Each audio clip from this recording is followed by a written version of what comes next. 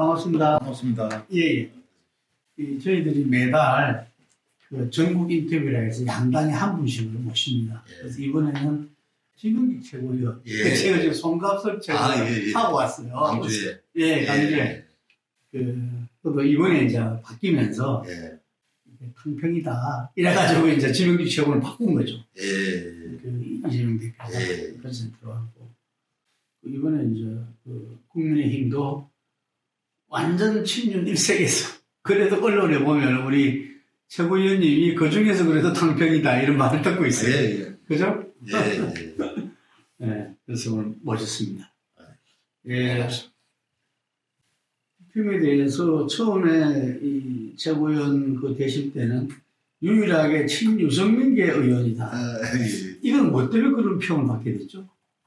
제가 그분하고 예. 2005년도부터 예. 처음 이제 우리 대구 지역에 재선거에 그때 나왔었을 때 제가 그 밑에서 일을 도와주고 있었죠. 처음 국회 나왔을 때? 예. 예. 비례대표 하시다가 예. 당에서 전략공천으로 그 우리 지역에 예. 과거에 우리 박창달 전 의원님이라고 예, 압니다. 선거법 위반으로 예. 그만두시고 난 뒤에 재선거에 유승민 의원께서 우리 지역으로 왔었어요. 그때 제가 선거 사무장 맡았었죠. 그런 연으로 이때까지 오게 된 것이죠. 그러니까 이제 뭐 친유승민도 뭐 반유승민도 없는데 뭐 주위에서는 정치적 기회를 한 20년 같이 하다 보니까 친유승민계라고 그렇게 이야기들 하죠. 기회를 같이 했다면서 뭐를 같이 했다는 겁니까? 제가 거기서 의원도 하고 구청장도 하고 또 지역구 물러봤고 뭐 이런 이때까지의 어떤 정치적인 기회가 같이 하다 보니까. 그러면 안 여쭤볼 수 없는데 네. 유승민 의원 보면은 그 상당히 이 국힘이랄까요? 좀 독특한 캐릭터를 갖고 있잖아요. 그렇죠.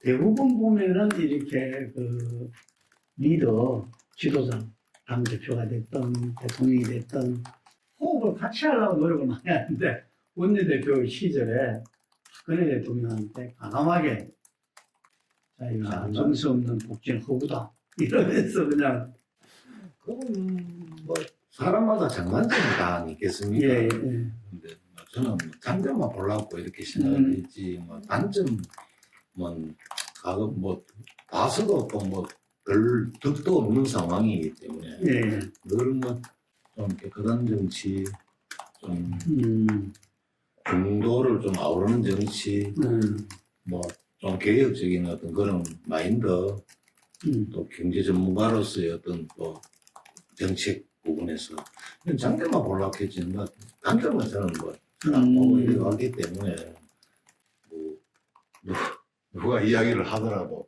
자연스레 저 사람은 친유승민계가 아니겠나라고 그렇게 이야기할 수밖에 없죠.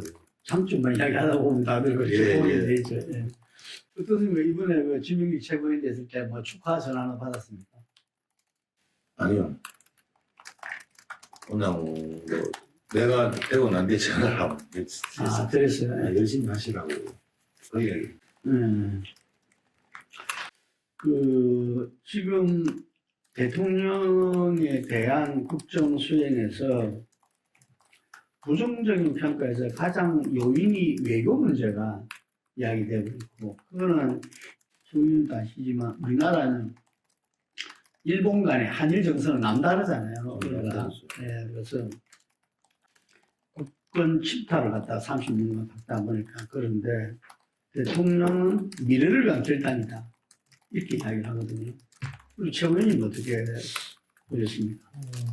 물론 이제 야당 쪽에서는 뭐 이거를 정쟁화 삼아서 이야기는 충분히 할 수 있겠지만 그 실제로의 어떤 내용을 좀 들여다보면 그 12년 만에 이거 양국 관계 개선에 물꼬를 터는 부분 아닙니까? 그렇죠. 뭐 특히나 우리 또 북핵의 어떤 대응점이라든지 또 외교 안보뿐만이 아니라 경제 문화 뭐 모든 분야에 걸쳐서 이게 참 협력 강화를 이렇게 약속을 하고 오셨는데 예. 이 부분을 가지고 야당에서는 또 이렇게 뭐 권력 외교라는 뭐 이렇게 지금 좀 이렇게 비하시기고 있는 이런 거 있는데 그뭐 후쿠시마 원전 문제만 해도 그렇습니다. 절대 수산물이라든지 이런 거 우리는 뭐 수입 않겠다.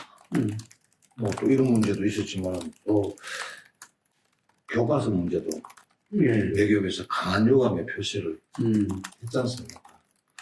그런데도 뭐 야당에서는 계속 그런 식으로 정쟁하고 있는 이런 데에서는 우리 국민들한테 좀 우리가 홍보를 좀 잘해야 된다. 잘 해야 되지 않느냐. 후쿠시마 원전 수산물 독도 이 문제는 그 국민 정서와 일체의 차이도 없다 이런 이야기이십니까? 그렇죠. 저는 그렇게 보죠. 근데 거기 좀 언론에는 안 그렇게 비추는 지역이 많거든요. 예, 그렇죠. 근데 국민들이 오해를 할 수밖에 예, 없고. 그렇죠. 그런 부분에서. 그러면 최 의원님 그 대구 지역의 지역 유권자들은 어떻게 이야기를 들었습니까? 유권자들도 좀 이렇게 과거에 좀 뭐 강성이라고 할 표현해야 될까? 네. 이런 부분에 대해서는 그 전체적인 언론의 어떤 브리핑이라든지 이런 것만 보기 때문에 정말 우리 또 대통령께서 그렇지 않나 이렇게 오해하시는 분도 들어 계세요. 그런 분들은 이야기를 하면 그렇지 않다고 이제 우리가 이제 항변을 하고 또 이야기를 해주면 아 그렇구나 이렇게 이해를 하시는 분이 계시는데 그 일일이 머릿속에 들었는 거를 우리가 뭐 어떻게 들어가 있는지도 모르는 어떤 상황 속에서 가가고 방문해가지고 뭐 이렇다 저렇다 이건 뭐 전체적인 어떤 그런 뭐 단체라든지 모임이 있을 때만은 그게 이슈화가 된다 하면 설명할 수 있겠지만 이런 부분에서는 좀 이렇게 우리 국회라든가 또 정부에서 좀 홍보를 좀 똑바로 좀 잘했으면 좋겠다 그런 생각이 들 때가 있습니다. 근데 이제 지금 그 구청장을 하셨으니까 그래서 말하면 행정 최일선에 계셨잖아요. 이게 그리고 이제 구의원도 하시고 국회의원이신데 실제로 정부가 할 수 있는 한계가 있지 않습니까? 그렇죠. 여당에서 좀 더 분발해야 되지 않나 이런 생각을 저는 가지게 됩니다. 그 부분도 틀린 말씀은 아니라고 생각합니다. 모든 정책이라든지 이런 데는 좀 당에서 선정을 해서 하면 정부에서 좀 뒤따르고 이런 부분이 앞으로도 좀 소통이 좀 잘 됐습니다. 그런 부분 바람이 있죠. 이번 일 겪으면서 그 본래 당정협의 그리고 당정협의는 최고위원회 제일 먼저 보고가 되지 않습니까? 최고위원 회의할 때. 예. 그때 좀 어떤 이야기들이 이렇게 좀 없었습니까? 당정협의할 때 최고위원들 배스가 안 합니다. 아니, 행거를 최고위원회에 보고를 하잖아요.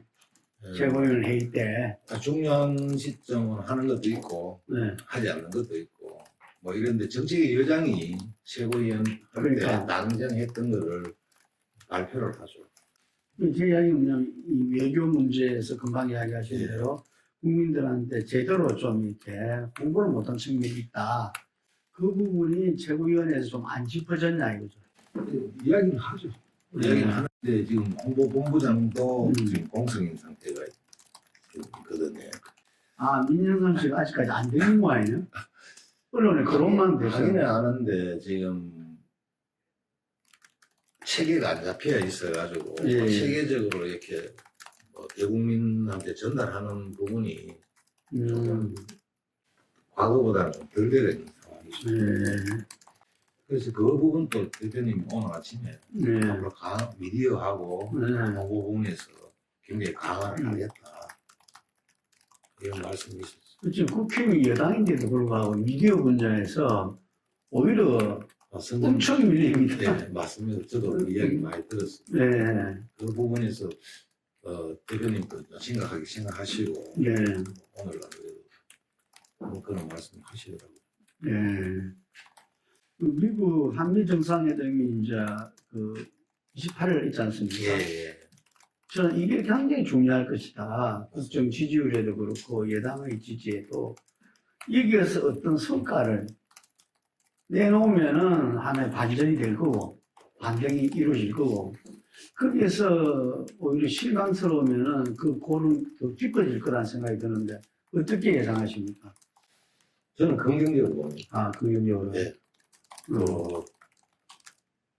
대북 확장 핵 억제 강화 예. 이런 문제, 그다음에 예. 경제 협력 문제, 예. 뭐 글로벌 이슈 부분에서 어느 하나 지금 중요한 게 아닌 게 없죠. 아닌 게 없는데 예. 이번 이 한미 정상회담이 가진 의미는 매우 뭐 참 크다. 예. 이런 상황 속에서 그것만뿐이 아니겠죠. 또 지금 반도체법, 그다음에 인플레 감축법 이런 것들을 좀 미국의 양보를 좀 많이 얻어내서 예. 좀 반도체, 자동차, 배터리 등 이런 부분에서 핵심 산업 부분에 있어서 조금 참 부정적인 영향을 최소화할 수 있는 이렇게 해서 이번에 당미에서 한미 정상회담의 효과가 우리 국민들한테 아주 긍정적으로 비춰질 거라고 저는 그렇게 제 나름대로 제 개인적인 생각이지만 그렇게 보고 있습니다. 예. 핵 확장 억제에 있어가지고는 핵 공유가 나토보다도 더 디테일하게 들어가서. 한다 그러더라고요. 예. 저도 예. 오늘 모 언론에서 내가 그걸 봤는데 아마 그 부분도 아마 서로 대단한 좀 깊이 있게 논의되지 않을까 그렇게 생각을 합니다. 사실 뭐 나토 정도부터는 뭐야 그 껍데기 정도에 불과하다고 그렇게 보는데 나토보다도 좀 더 깊게 공유를 하게 되면 뭐 아마 우리 국민들도 지금 여론조사 해보면 굉장히 북핵에 대한 불안 요소가 상당히 많지 않습니까? 예. 그 부분도 많이 좀 해소되지 않겠나 예. 그렇게 생각합니다. 경제도 보니까 이번에 그 기업들이 19개 예. 기업이 아마 예. 같이 동반해서 방미하는 그러니까. 걸로 이렇게 돼 있으니까 예. 상당히 좀 뭐 그런 부분 안보 문제뿐만이 아니라 경제 문제에도 굉장히 신경을 많이 쓰고 계시는 것 같다 이런 느낌은 국민들도 받고 있을 뿐더러 우리 당에서도 기대가 상당히 크죠. 근데 우리가 문제 제기하는 것 중에 하나가 러시아하고 중국이 제1 교육, 러시아가 10위 정도 교육 대상국이 된다고 하더라고요. 네. 그 지금까지 역대 보수와 진보 정부 모두 아주 국익 중심의 실용 외교를 펴왔는데 윤석열 대통령이 가치 동맹을 이야기하면서 러시아, 일본, 중국 관계가 너무 이렇게 불안하게 되면은 국민 경제에 미치는 영향이 부정적 영향이 크지 않나 하고 우려하는 목소리도 있습니다. 사드도 겪어봤잖아요. 그렇죠. 예. 예. 그런 부분도 그런데 이번 대만이라든지 이런 어떤 그 부분에 대해서는 순수하게 그냥 원칙 그대로만 이야기를 했는 건데 그걸 과대 포장을 한다든지 그 이상의 해석을 해서 내놓는 뭐 이런 경향도 상당히 많지 않습니까 지금? 중국에서 살벌한 이야기도 했대요. 그러니까요. 불장난 하면 불이 타 죽을 거야. 이게 원론적인 이야기인데 그걸 왜 그렇게 받아들이는지 참 이것도 홍보가 좀 덜 돼서 그런가요? 이런 부분에서는 그 의원에게도 중요하거든요. 예. 의원에게도. 그래서 뭐 저도 그 의원연맹에 중국에 그 포함되어 있는데 그렇습니다. 예. 곧 우리가 한번 방문을 한다 이랬는데 뭐 저기 중국 측에 코로나가 좀 악화되는 바람에 우리도 뭐 했는데 앞으로 자꾸 이렇게 좀 이렇게 평행선을 긋는 외교가 되다 보면 이 방문도 점점 늦어지지 않을까 이런 생각도 듭니다. 그래서 좀 국회의원들께서 가서 좀 그 부분에 대해서 그럼요. 이렇게 좀 예, 하면 역할을 좀 하셔야죠. 예, 예. 네. 그쪽은 또 관계를 중시 여긴다니까. 예, 관계를 관계가 해가지고. 네. 뭐 모든 걸 지배를 하고 있지 않습니까? 네, 그 여당은 아마 그래도 이렇게 일선에서 구청장 하셨었는데 구청장에 대한 평가는 어쨌든 구정에 대한 성과 이게 제일 중요하지 않습니까? 그렇죠. 국민들이 그 다음에 예, 국민들. 평가 국민들이 그 할 때 대통령도 크지만 어쨌든 마찬가지인 것 같아요. 국정 운영의 성과, 국민들의 어떤 실제 경제 생활이나 민생에 어떤 큰 영향을 주고 이게 삶의 향상에 도움을 줬으면은 그게 파워로 가지 않겠습니까? 그런 측면에서 당정관계에 당의 역할이 더욱더 중요하다고 봐야지는데 실제로 지금 당정관계에서 이 김기현 대표 체제가 들어서고 나서 크게 국민들한테 당이 뭘 주도한다 이런 건 좀 느낌이 없는 것 같아요. 예, 저도 뭐 그런 이야기를 종종 듣습니다. 예. 특히 뭐 지금 현재 우리나라에 처해진 상황에 봤을 때는 윤석열 정부가 들어선 지 이제 1년이 다 돼가는 예. 그런 시점에서 그러고 또 코로나를 겪고 제일 문제가 먹고 사는 문제가 아니겠나 이래 싶은데 이 민생이라든지 이런 정책들을 펴는데 이렇게 좀 주도적으로 당에서 좀 이렇게 선정을 해서 쫙 나가면 정부에서 백업을 하면서 이렇게 하고 이런 부분이 과거에는 좀 있었었는데 네. 지금은 약간의 이제부터는 좀 나아질 것 같은 생각이 많이 들지만은 조금 서로가 약간 당과의 정과의 조금 그런 것도 있지 엇박자 나는 부분도 있지 않았나 이렇게 생각은 듭니다. 그렇게 말씀하시는 국민들도 계시고요. 네.